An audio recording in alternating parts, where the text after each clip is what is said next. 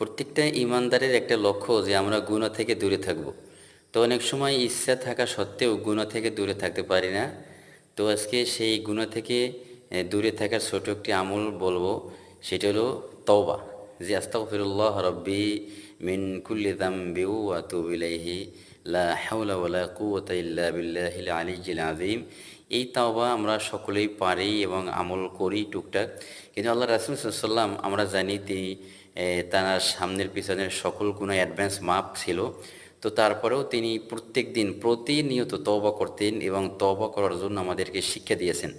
সেজন্য আমি বলব, যারা গুনাহ থেকে দূরে থাকতে চান, শয়তানের ধোঁকা থেকে দূরে থাকতে চান, তারা প্রত্যেকদিন এই তওবা করবেন। আর মনে, মনে নিয়ত করতে হবে যে আল্লাহ, যেই সকল অপরাধ আমি করেছি এই অপরাধ থেকে আমি অবশ্যই, অবশ্যই দূরে থাকবো। এই অপরাধ থেকে এই অপরাধে আমি আর লিপ্ত হব না।